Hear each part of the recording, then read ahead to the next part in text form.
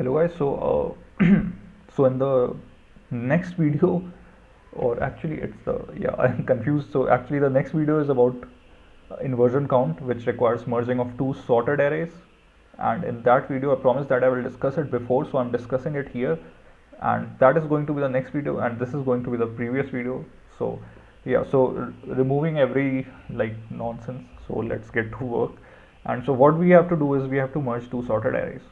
So how do we do that? So we have a guarantee that the arrays are sorted: 4, 6, 9, 10, and 1, 11, 1, 11, 12. Let's say 1, 3, 11, 12.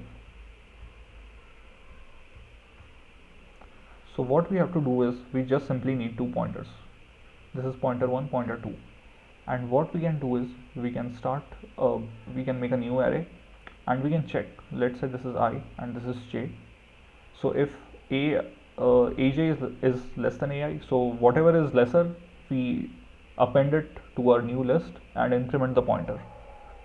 So aj is lesser, so we increment it to our new list and we increment the pointer. So now j will point here.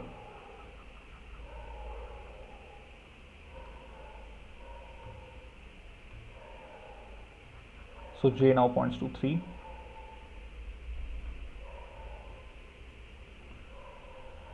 And then again between 3 and 4, which is smaller? 3 is smaller. So again j now points to 11.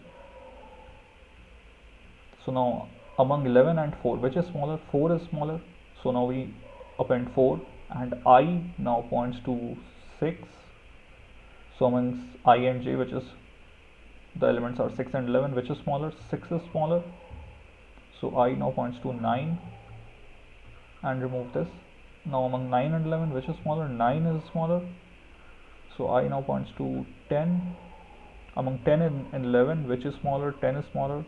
So this whole array is exhausted. I now points to here, which is nothing.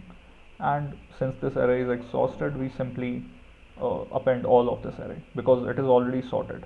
So the order would be, the relative order would be same. So 11, 12, 11, 12. And this is how we merged two sorted arrays. So it is a very simple process, and it's a very standard question. I don't think it's even asked in the interviews. Like, I saw one LeetCode discussion where it was asked, and even in Amazon interview, I think. But yeah, it's a very easy problem. So let's just code it up simply. So what we need to do is, given two sorted arrays, nums1 and nums2, merge nums2 into nums1 as one sorted array. The number of elements initialized in nums1 and nums2 are m and n. You may assume that nums1 has a size equal to m plus n. Okay, so nums1 has the size equal to m plus n such that it has enough space to hold additional elements from nums2. So what we need to do is we need to merge these two arrays and put everything into nums2. So instead of this, what we can do also is that we can simply append everything into one single array and we can sort that array. But yeah, that would be like n log n, where n is the size of the total array. But yeah, so just I forgot to discuss the complexity. The complexity is equal to the size of one array plus the size of second array, because we traverse both the arrays once from start to end. So it is just the size of the total array, or the size of the first plus the size of the second.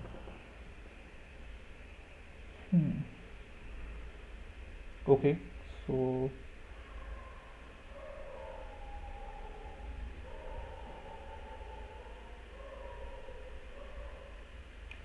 we can like do smart tricks to not like we can do smart tricks or something to merge everything into one single array, but I will not be doing that. So instead I will make a whole new array. Let's call it temporary array. So the size would be m plus n, and what we are going to do is we are going to copy okay, so what we are going to do is we are going to, because since nums1 has that much space, we are going to copy this temp into nums1. So copy takes two arguments, that is the destination and the source.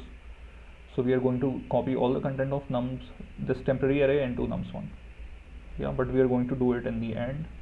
Before that, we need to like implement the algorithm. So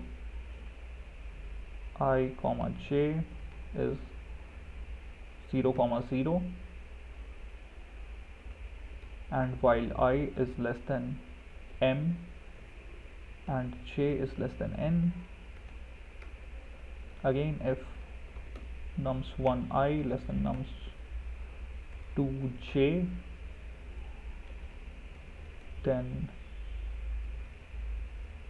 temp k is equal to nums1 I and I plus plus, else temp k is equal to nums2 j, j plus plus and k plus plus, and I forgot to initialize k here, or instead of doing this we can simply do for I j k int, because by default the values are 0. Okay, so this is it, and now what can happen is that this the first one might not exhaust, so in that case we simply copy everything.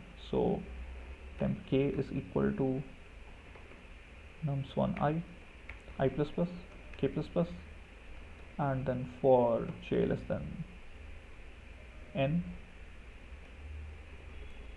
temp k is equal to nums2 j, j plus plus, k plus plus, and yeah.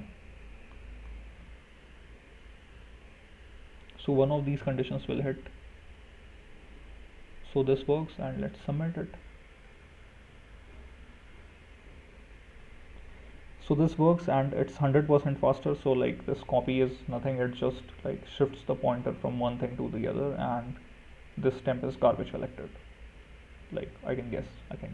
But yeah, of course the memory is much more because we are using one extra array, but it's on a temporary basis, right? And we can use these shortcuts because I don't think it matters much. Yeah, so we did this question.